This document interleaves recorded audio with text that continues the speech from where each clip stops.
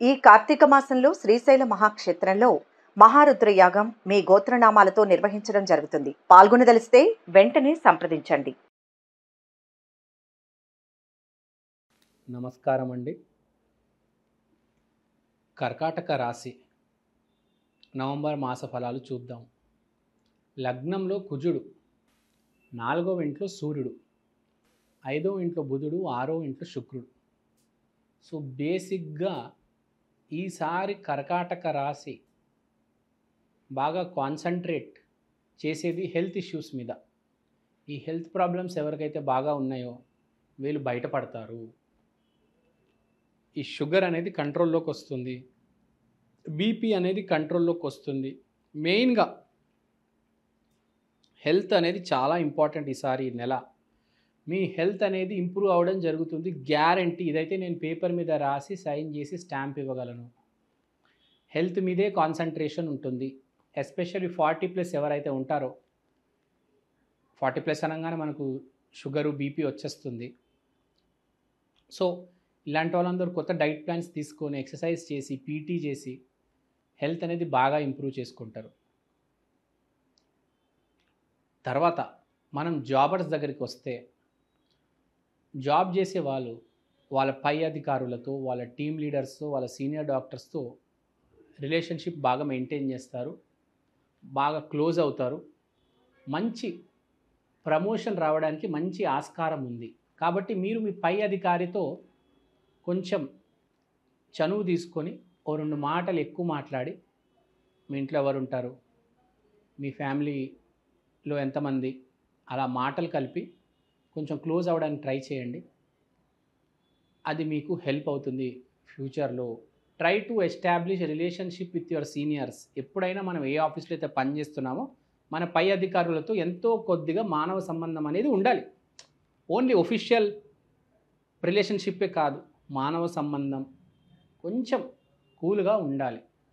తర్వాత ఫ్యామిలీ దగ్గరకు వస్తే, ఈసారి స్టూడెంట్స్కి వాళ్ళ పేరెంట్స్ ఎస్పెషల్లీ ఫాదర్తో ప్రాబ్లం వస్తుంది.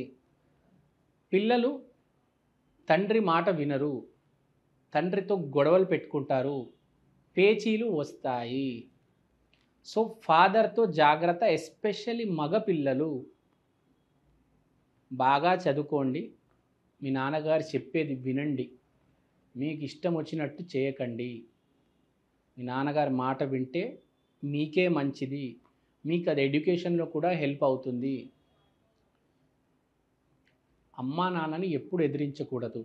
సో బేసిక్గా స్టూడెంట్స్ గురించి మాట్లాడుకున్నాము, జాబ్ చేసే వాళ్ళ గురించి మాట్లాడుకున్నాము, హెల్త్ గురించి మాట్లాడుకున్నాము. ఇప్పుడు వ్యాపారాల గురించి మాట్లాడదాం. వ్యాపారం చేసే వాళ్ళ గురించి. వ్యాపారం చేసే వాళ్ళకి ఇప్పుడు నేను చెప్పాలంటే బాగానే ఉంటుంది. అంటే అన్ఎక్స్పెక్టెడ్గా సడన్గా ప్రాఫిట్ వస్తుంది, మీరు ఎక్స్పెక్ట్ కూడా చేయరు. ఇప్పుడు నవంబర్ ఒక 15th తర్వాత మీకు మంచి రోజులు అనేవి స్టార్ట్ అవుతాయి. నవంబర్ సెకండ్ హాఫ్ అనేది బాగా కలిసి బాగా బిజినెస్ జనరేట్ అయ్యి డబ్బులు బాగా వస్తాయి. సో బేసిక్గా ఇది చాలా ఇంట్రెస్టింగ్ ఇష్యూ. వ్యాపారస్తులకి బాగా కలిసి రావడం అనేది జరుగుతుంది. తర్వాత ఈ లాయర్స్ ఉంటారు కదా, లాయర్స్ కూడా మంచి కేసులు టేకప్ చేస్తారు. తర్వాత ఈ ప్రేమకు సంబంధించిన వ్యవహారాల్లో తస్మాత్ జాగ్రత్త. కొంచెం ఆచితూచి అడుగు వేయండి. ముందే చూస్తున్నాం యూట్యూబ్లో రోజుకో కేసు అవుతుంది.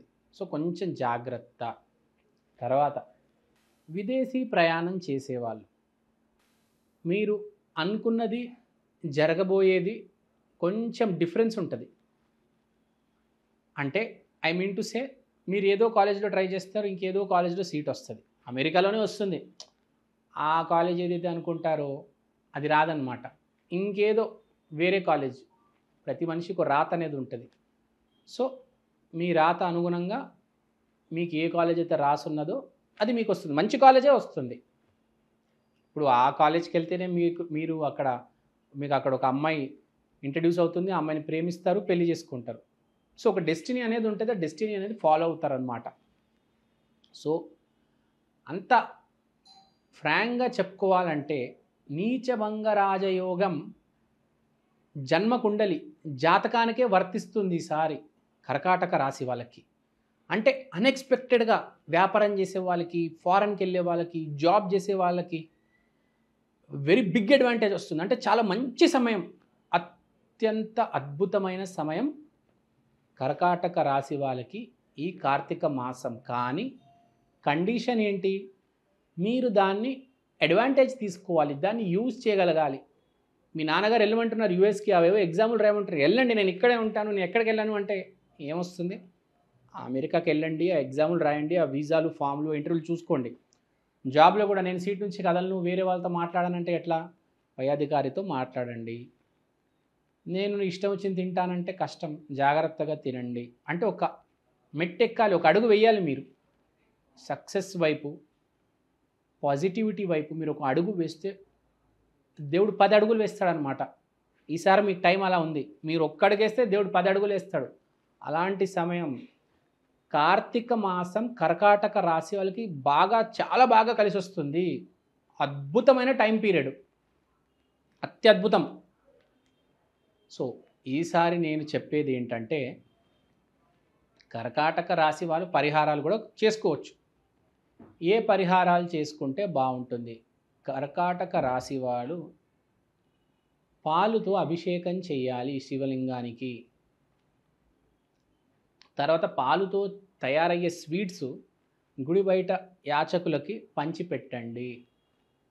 సో పాలుకి సంబంధించిన పాలుతో తయారయ్యే ఏ స్వీట్స్ అయినా, అది డ్రింక్ కావచ్చు, సాలిడ్ అవ్వచ్చు, లిక్విడ్ ఏదైనా అవ్వచ్చు, పంచిపెట్టండి. ఎస్పెషల్లీ మండే రోజు కర్కాటక రాశి వాళ్ళు ఇది చేయాలి.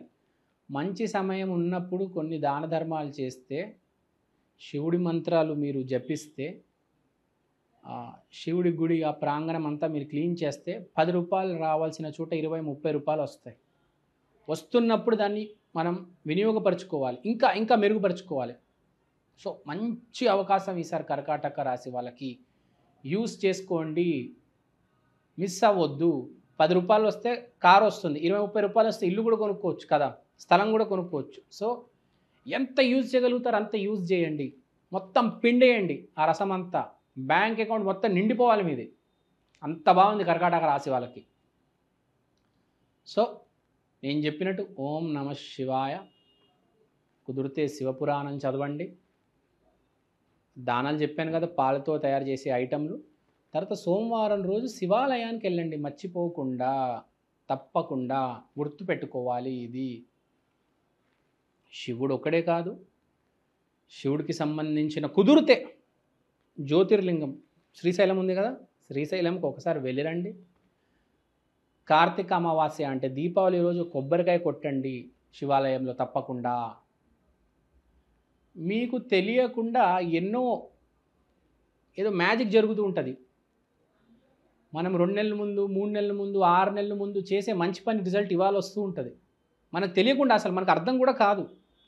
మనం ఎవడికో ఎక్కడికో ఏదో సహాయము, అది ఇవాళ ఎలా కొత్త రూపంలో వస్తుందో మనకు తెలీదు కదా, ఏమని చెప్పలేము. కాబట్టి ఎప్పటికప్పుడు మనం మంచి పనులు చేస్తూ ఉండాలి. ఎస్పెషల్లీ దీపావళి రోజు కర్కాటక రాశి వాళ్ళు తప్పకుండా నేను చెప్పిన పరిహారాలు చేయండి. చాలా బాగుంది మాసం, దీన్ని యూజ్ తీసుకోండి అండి. థ్యాంక్ యూ అండి, థ్యాంక్ యూ సో మచ్. అన్ని రకాలుగా బాగుంది. 12 రాశుల్లో ఈసారి బాగున్న రాశి కర్కాటక రాశి. ధన్యవాదాలు. శ్రీమాత్రే నమః.